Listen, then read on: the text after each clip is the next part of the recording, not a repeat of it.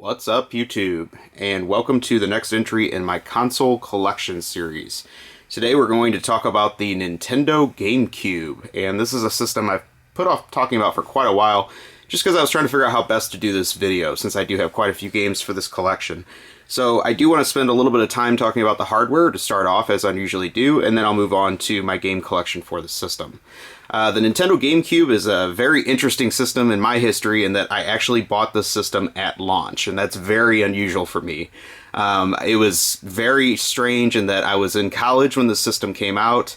It was a very spur-of-the-moment purchase decision, and I remember going kind of like waffling that night that it came out to decide whether I wanted to buy one of these. So I made a trip to the local small-town Walmart at midnight and actually had no problem picking the system up at all as soon as it launched. So I think I was the first person that actually even went to get it.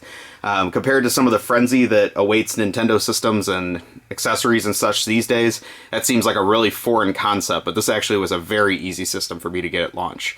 So my Nintendo GameCube, this is my original system I bought in 2001. It's a black model. I decided not to go with the purple one, just didn't really care for it. And it's an interesting design for sure. I mean, obviously we have the trademark handle on the back of it. You've got your 4 ports on the front for controllers, which is always nice. A couple memory card slots, and then I have the optional Game Boy player on the bottom that plays Game Boy and Game Boy Advance games, which is one of the absolute greatest accessories for the system. So as a launch system, this one has all of the available hookups in the back, including the adapter that you can put the component cables in, which of course I don't have because they're super expensive. But other than that, this has been a super reliable system. I've never had any problems with it, and it's very heavy, surprisingly. You know, it's a very small system, but it is actually very weighty. So just like I say, the hardware itself is a nice design. It's very clean. One thing I do point out with this, it's a little bit unusual, is if you decide to play Japanese games on the system, the memory cards will format to the region, so you have to be very careful that you get a separate memory card just for your Japanese games. And I'll also talk a little bit about how to play imports on the system. It's pretty import friendly. So that's a little bit about the hardware itself. No discussion of the GameCube would not be complete without a little bit of discussion of the unusual controller. So you have these very mushy trigger buttons, I guess would be the best way to put them. You have your unusual C-stick on the front, but overall the controller shape is incredibly friendly to the hands. The one thing I've never liked about this controller is the tiny D-pad. That's been pretty much the biggest downfall of the stock controller.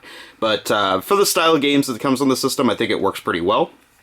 And another accessory I want to talk about is this one, which is a really good decision to pick up for your Nintendo GameCube. This is the Hori Classic Pad, and it really looks like the shape of a Super Nintendo controller. You get a much larger D-pad, which is great for the 2D style games on the system, and then it still maps the GameCube traditional front button layout. You get more traditional Super Nintendo style triggers on the top, and some nice grips on the back that the Super Nintendo didn't have. The unfortunate part is these have gone up exponentially since I bought this. I think now these things are like $100 a piece, but they really do bring some of the classic games to life. So that's a little bit about the hardware. I think most of you know what a GameCube is, so I don't need to go too in-depth with it. But overall, I've had a nice time with the system. I wouldn't say it's my all-time favorite system by any means, but it has brought me quite a few good games, and there are a lot of unique console-exclusive releases for the system, which I always like. So with that said, let's go ahead and run through my game collection. I'm going to try to do it pretty quick just because I have quite a few games for the system. I would say I'm not complete with all the games I want for the system. There still are a couple of those out there, especially the number one being probably Cubivore that I would really like to add to my collection. So that being said, I'm still looking for a few, but I thought this was a good time to kind of give an overview of the games I have on the system. So let's go ahead and get started with those. First one of these is Alien Hominid. This one is a 2D style run and gun game. Decent gameplay. Don't really like the graphic style so much. Kind of feels like a Flash game, which I think it might have been originally. But this got a release for the PS2 as well, and the GameCube one is, slightly more desirable. So next one is a game I got very cheap. I never really got into this franchise. This is the first Animal Crossing game, and mine unfortunately was missing the free memory card that it came with. So nothing too special there, just really wanted to get it just because it's considered one of the classics on the GameCube, but the gameplay didn't really hold my attention. Next one is Auto Modellista, and this one had a lot of hype about it when it first came out because it was a cel-shaded racing game, and unusually it was developed by Capcom. I would say the style of the game far outweighs the gameplay, but it does look very good, and you know, it was early in the days of cel shading, so it definitely stood out at the time. The style got a little bit overused just soon after this game, and these days it's not as highly regarded, but interesting for its time, kind of a time capsule piece for the system. Next one is one of the Baten Kaitos games. This is Eternal Wings on the Lost Ocean. I'd be lying if I said I played this much, but got it very cheap and just added it to my collection. Overall, graphics look pretty good as far as the box goes, but couldn't really tell you much about it. Another one I can't tell you too much about is the semi-prequel, I guess, to that game, which is Baten Kaitos Origins. I believe this is ports of two earlier games that are kind of like brought up to GameCube graphic style. Again, series I haven't really, had a chance to play too much, but I know these are highly regarded games, so I wanted to get them.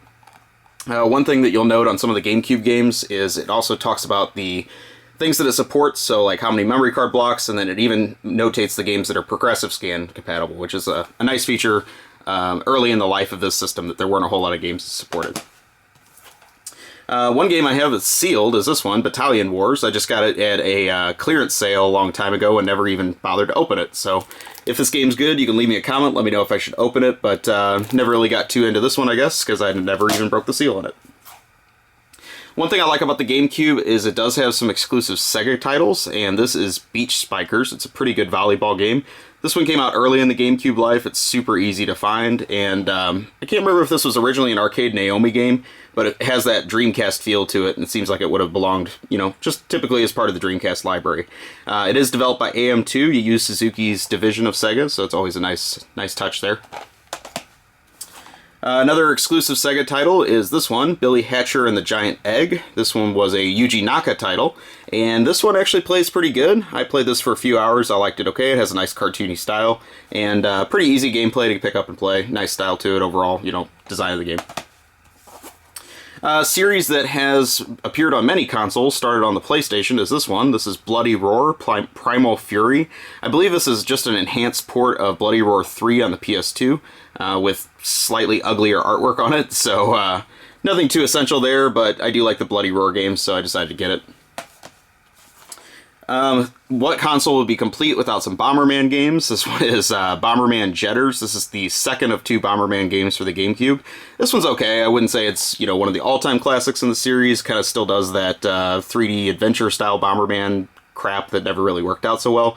But you do get a classic mode with some of the classic Bomberman puzzle games style play, so that's a nice touch.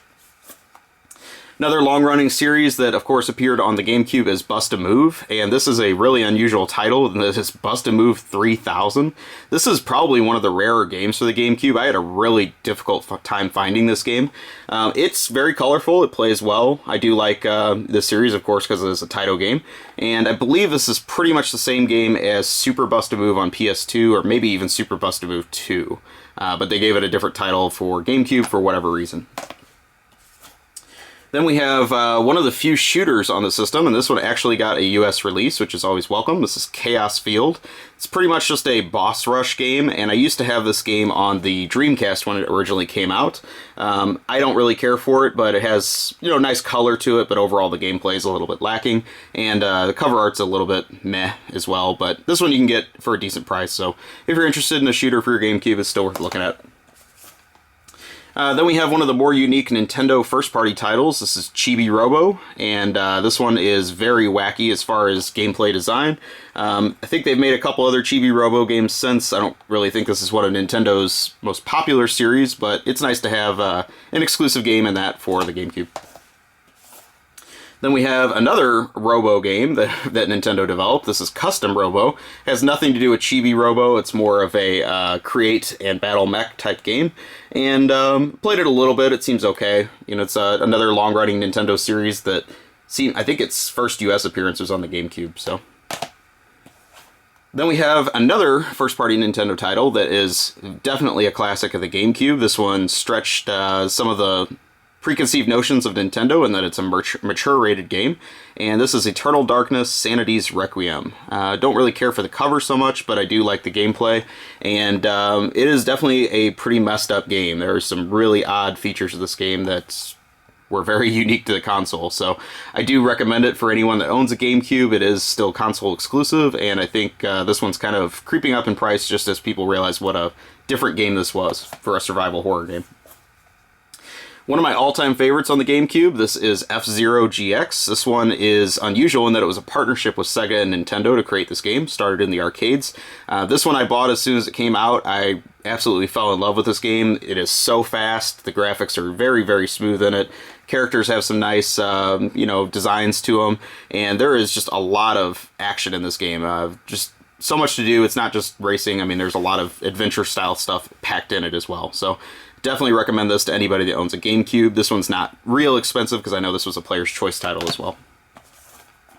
Then we have one of the more expensive games on the GameCube. This is Fire Emblem Path of Radiance. I have played some of the other Fire Emblem games, but this one, honestly, I just haven't given a lot of time to. I know this one is very highly regarded and is a nice strategy RPG. Seems to be, one that really fell under the radar when it came out, but now people are a little bit crazy for Fire Emblem games. So nice that got an appearance on the system. We have a Gauntlet Dark Legacy, which came out on a couple different systems, I believe. This is kind of an enhanced version of the Dreamcast Gauntlet game that I really played a lot, Gauntlet Legends. I think it's pretty good. You know, if you like Gauntlet, it's just typical repetitive arcade action, but it does support 4 players, which is always a nice touch. Next one is another unusual first-party Nintendo game. This is Geist, and this one also got a mature rating. I would say I've played this one probably no more than 5 minutes, and it really doesn't seem to have that many fans, so maybe this one isn't all that hot. But it is, another nice console exclusive. A game I actually bought when it came out that nobody really cared about for a really long time and all of a sudden seems to be creeping up in price is this one, Go-Go Hyper Grind, which is one of the only, if not the only, Atlas released game for the system. It is an unusual skateboarding, cartoony, cel-shaded game that had artwork by Spumco of Ren and Stimpy fame. And it plays okay. I mean, like I said, I didn't really fall in love with this game, but I definitely put some hours into it because it was one of the first GameCube games I bought. Next one is the shooter Ikaruga, and this is the GameCube version of it. I honestly have put way more time into the Dreamcast version of this game. I don't really think there's much that the GameCube offers in addition to the Dreamcast version, but I know that the port is considered pretty strong, so it's not like there's anything wrong with it. Again, an unusual 2D shooter release in the US at this point in time, so still worth grabbing these in case you find it. Cover art's kind of whatever, but to be honest, even the Japanese Dreamcast cover art was not that special either, so can't fault it for that. And of course you have that stupid quote on the front. Our frothing demand for this game increases. Yeah, who actually says that? Next one is Killer 7. This is another pretty interesting Capcom title. This one came out on the PS2 as well, but I think the GameCube version is a little bit more desirable. Very nice art style to it. I think it's a Suda 51 game, if I'm not mistaken. Not real expert on those, but definitely a very stylish game for the system. Then we have the only Kirby game for the system, Kirby's Air Ride, and this one's not a traditional Kirby platformer, but it's colorful. It's, kind of intended for its target market, so if you like Kirby, you'll probably like this game. Then we have the first Lost Kingdoms game. This was a From Software game. Honestly, have not played this game much at all either, but decided to grab it just because it looked like an interesting series that is exclusive to the system. And then we have the more desirable Lost Kingdoms 2. This one I really had a hard time finding. I don't see this game in the wild hardly ever. And probably if I was to start with the series, I would start with this one just because kind of curious how this one is. We have one of the launch titles, Luigi's Mansion. I did not buy this game when I bought my system at launch, but this one is very highly regarded. Definitely a unique spin on a Mario franchise game, and it's interesting that Nintendo decided to go with this for a launch title and not a more safe traditional Mario game, so I'll give it some credit for that. We have Mario Kart Double Dash, which is another in the long-running series. I pretty much lost interest in Mario Kart after the Super Nintendo game. I played that game probably just about more than any game ever, but kind of got Mario Karted out after that. So this might be good, but I really haven't put more than 5 or 10 minutes into it. A game I bought pretty much just due to the publisher is this one. This is Metabots Infinity, and it is a Natsume game. I believe it's the only one Natsume published for the system. Don't really care for this franchise, but I like Natsume stuff, so I decided to grab it. Then we have the 3 Mega Man games for the system. So this is Mega Man Anniversary Collection. This collects Mega Man 1 through 8, I believe, on it. And these are nice. You can also get this on PS2 and Xbox. It's not like it's exclusive or anything. Then we have the more desirable Mega Man X collection, and this one has Mega Man X 1 through 6, I believe, on it. So definitely a more interesting sub-series to find, and some of the more expensive games if you were to buy them separately. This one is kind of known for having wonky control in the GameCube controller, just due to the style of it. So I think the PS2 version's a little bit more desirable to play for the button mapping. Then we have the Mega Man X Command Mission game for the system. This also came out on PS2. Didn't really play this one too much because it was kind of an evolved Mega Man concept. It wasn't just traditional Mega Man play, so probably not really my style as much. We have Metal Gear Solid: The Twin Snakes. This was really an unusual console exclusive in that it was this very enhanced version of Metal Gear Solid for the GameCube, and I think this game really does have a lot of fans out there. So very nice game. Nintendo needed some of the high-profile third-party stuff that really got some attention to their console that they may not have otherwise. I think that's really what the Switch and the Wii U needed, and hopefully they can kind of get back on track with that. So. Next we have another very super unusual first-party title. This is Odama. It is a strategic pinball game, is the best way to put it. This game came with a microphone originally. I don't have the microphone, so I don't really know if that really hinders the play too much. But it's playable without. It's just very, very unusual. I do like pinball games, but this one's just a little bit too odd to get into. Another first-party Nintendo series that took some chances is this one. This is Pikmin. This, I can't remember if it was a launch title or just very soon after, but definitely another unusual and not safe choice to go with for an early title for the GameCube. It has a very nice art style to it that is very unique for its time, and I really like that. Wouldn't say I got super into the gameplay of this, but I appreciate it for what it is. Then we have the lesser seen Pikmin 2 sequel. And you can get enhanced versions of these for the Wii, but I like the artwork of the original GameCube versions better, and it's nice to have them on the native console they were designed for. Then we have another Capcom title. This is Product Number 3, another interesting art style title that Capcom was kind of putting out at that time. I think this one was console exclusive, I'm trying to remember, but this one seems to be kind of a sleeper on the system. I don't remember it being highly reviewed at the time it came out, but it had a lot of hype behind it, so maybe it just didn't meet people's expectations. Some games I have that I honestly will never play, but I bought them because they were cheap, is the Pokemon series games, and that is Pokemon Coliseum. It's the first one. Don't really have any interest in Pokemon whatsoever, but GameCube got a lot of Pokemon games, so I decided to grab them. We have Pokemon XD Gale of Darkness. Don't really know anything about it, but, whatever. And then something far more interesting, we have Ribbit King. This is a game I've talked about in some prior videos because I originally got this on the Japanese PS2 when it came out. This is a fantastic game of Frolf. And when I say Frolf, it is frog golf. That is literally what you're playing in this game. You use a hammer to knock the platform that the frog is on, and the frog jumps to the golf hole. It is super weird, it is super fun, and it has some very fascinating character designs. I love this game. You can get it on the PS2. It's very hard to get on the PS2 and the GameCube, but if you can find this game, it's definitely worth the money. Next is one that I got for like $1. It's Sonic Mega Collection. It's ports of all the Genesis games. It's the Nasty Player's Choice version, of course, so I would probably like to replace this at some point.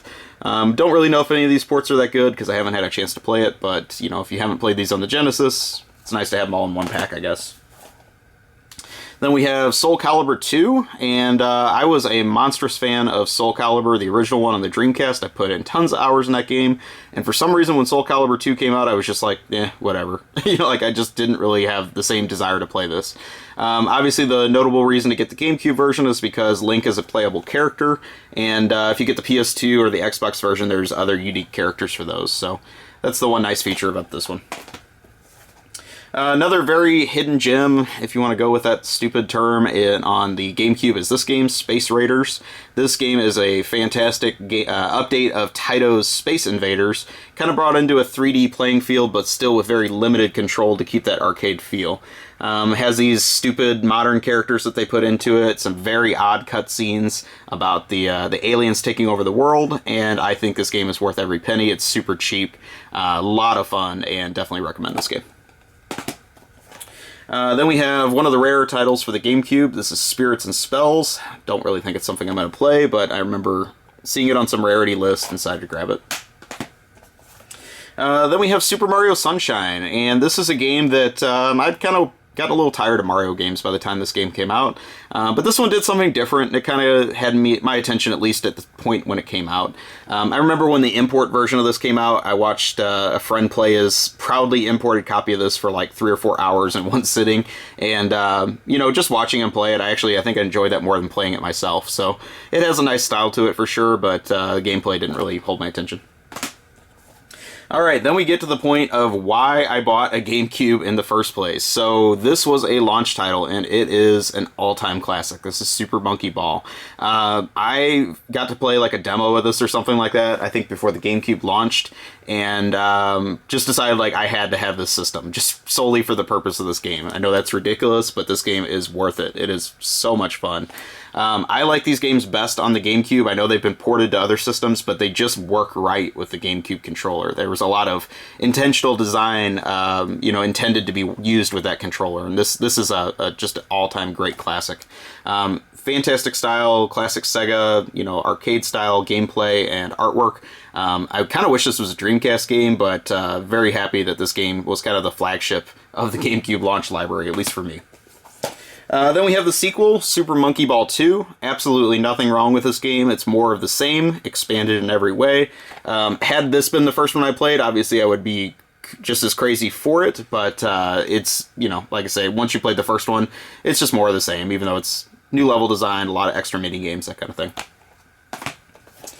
Another game I bought when it first came out is Super Smash Bros. Melee. I know this game has a huge following, and I wouldn't say I got into like the cult of playing in tournaments and all that crap, but I definitely played this game a lot when it came out. This was the last Smash Bros. Game I truly enjoyed. I think that, they did a nice job with the character mix in this. They did some nice nods to Nintendo history, and it has a ton of replay value with the 4-player play, so very nice job on that game, but the series has lost some steam since. Another RPG for the GameCube is Tales of Symphonia. This one is obviously another game I haven't put much time into, just because I just seem to have no time for RPGs. But it's very highly regarded, and I know the Tales series has got like 57,000 sequels since then. So at some point I'd like to try this game, see how it is. Alright, so the next one is Teenage Mutant Ninja Turtles Mutant Nightmare 3, or Teenage Mutant Ninja Turtles 3 Mutant Nightmare.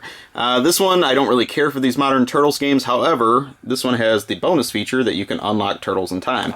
So that was really the only reason I bought this, but to be honest, I haven't unlocked Turtles in Time, so don't know when I'll do that. Another game I bought, I can't remember if this was a launch title or very soon after, but I bought this as soon as it came out. This is Tony Hawk's Pro Skater 3. You can obviously play Tony Hawk on just about every system known to man, but I chose to get the GameCube version when it came out, and put a ton of time into this game. I really enjoyed it. It was, more of the same kind of by that point. I wouldn't say it was a huge leap over 2, but it was definitely enjoyable, a lot of fun, and before Tony Hawk games lost their way. Next one is a great game that is very unknown for the system. This is Tube Slider, and this is, outside of that unusual title, this is one of the only games published by NEC. Can't really get a feel for like how that relates to original version NEC who made the TurboGrafx, but still the same parent company, I guess, if not some odd division. This game would probably be much better regarded on the system if F-Zero didn't also exist for the system. So, yes, F-Zero is a much better game overall, but if you like that style of futuristic racing, this one is well worth picking up as well. One of the more unusual titles for the system is Ultimate Muscle, the Kanuki Man Legacy, or however you say that. I've always liked these classic muscle characters. I didn't get into the revival, this new cartoon series that they made in the early 2000s, but I definitely had the original figures back in the 80s. So I was curious how this is. It's a wrestling game, so it's probably not something I'm going to play too much, but definitely like the art style of it, and, you know, something quirky for the GameCube is always nice. Another very unusual game that Sega put out for the system is Virtua Quest. This is a RPG for kids, kind of, with Virtua Fighter characters, would be the best way to put it. Can't really say I've played it much, but definitely one of the more unusual titles for the system. I think it also got a PS2 release, but the GameCube one is more difficult to find. Then we have another exclusive Sega title. This is Virtua Striker 2002. Just very classic arcade-style Sega soccer gameplay, and if you like Sega sports games, this one's well worth getting. This one you can get pretty cheap, and I also don't think they made too many of these. One of the classic Nintendo franchises is Wave Race. This is Wave Race Blue Storm. I would say it plays pretty much just like all the other Wave Race games that came before it and after it, but it is nice, and has nice graphic style, nice water effects. I think this also was a launch title too.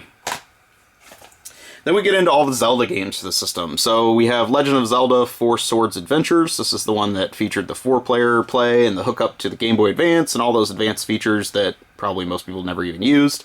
Nice game style, but didn't really play it too much.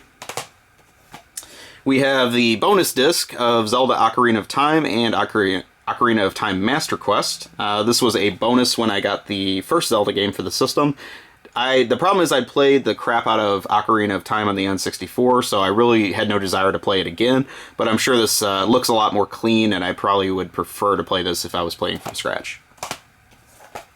We have Zelda The Wind Waker. This was a super disappointing game for me when I got it. I was very into Ocarina of Time and a lot of the prior Zelda games, but this one just did absolutely nothing for me. I know it's supposed to play good, but the cartoony art style just was whatever.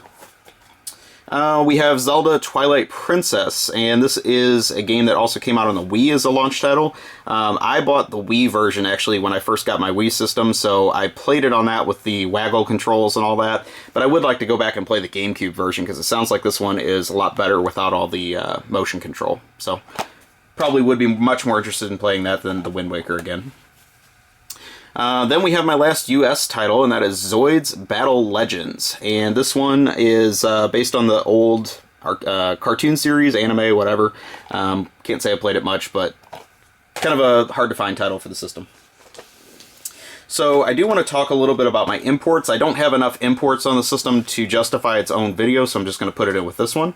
One thing before I get into the imports is the boot disc that you need to make that Game Boy player work. It's a really stupid design. I don't know why it can't just be plug and play like the Super Nintendo Game Boy adapter, but you definitely need this super desirable disc.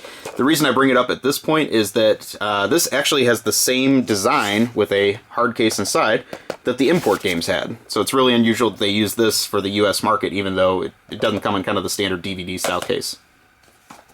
If you do want to play imports on your GameCube, there are a few different ways, but this is probably the easiest. This is the Freeloader swap disc. It came out back in the day and still functions just fine today. And the only thing I would just add is that you do need the separate memory card for the market of games that you want to play. So just so it doesn't mess with your save files. So that's how I play my imports on the system. I just do a swap disk and then pop in the import game. And the import games I have for the system are primarily Hudson Soft titles. So the first one of these, you've seen a video I did on this. This is Takahashi Meijin no Bukanjima, or as most people know it, Adventure Island. This is a remake of the classic Adventure Island game for the NES, and basically keeps the exact same level design, just brought into a new graphic style. Really, really fun game. I spoke very highly of it in my video if you saw it, and it's also super frustrating and hard, so you will struggle with that game a lot, but it is a lot of fun. One of the more unusual GameCube exclusive imports is Kuruin Squash. And this is a kind of, if you like, irritating stick. It's very similar to that in that you have to guide a plane type character through an irritating maze of obstacles, and you can't touch the edges and things like that. It's a lot of fun. I definitely recommend it, and I think there are some Game Boy Advance exclusive versions of this game as well, so those might be worth playing too. Next one I was super excited to get. I think this is my first import for the system, and it was a real shame we didn't get this game in the US. This is Mr. Driller Drill Land, and Mr. Driller on steroids, basically. It has so many extra features that the other versions didn't have. It's a real shame we didn't get this game in the US. It has a great art style. The only thing I'll say about this game is it has some issues with the swap disc in that it corrupts some of the text in the game, but once you get to the gameplay, it's totally fine, and well worth playing. Alright, and next is the PC Engine or PC Kid Bonk game for the Nintendo GameCube import. This is another classic remake of the Bonk game on the PC Engine or TurboGrafx. Definitely has a different graphic style than the Adventure Island game, and really fun to play. I highly recommend this one, just like all the other games in this little Hudson Soft remake series. My all-time favorite of those, however, is this one. This is the Star Soldier remake, and this game is way better than the original Star Soldier. It has the original gameplay, but a nice graphic update to it. It's probably my favorite shooter on the system, and I remember participating aggressively in some high-score competitions on the early days of this game on the internet, on forums. It has a lot of great ways just to earn slightly higher scores, and really rewards repeated gameplay. Very challenging and great graphics. It's my favorite shooter on the system, if you can't tell. This game also came out on the Japanese PS2, and highly recommended on either system, but I think this is one of the all-time unheralded classics of the GameCube. So that about does it. Hopefully you enjoyed this video overview of my GameCube collection. I tried to speed it along. I know it ended up being a pretty long video, so congratulations if you made it to the end. Thank you guys very much for watching. Please leave me a comment if there's any other GameCube games you think that I need in my collection, and I'll definitely try to track those down. Please take a moment, like, comment, subscribe, and I will talk to you soon. Have a great day or night, wherever you are.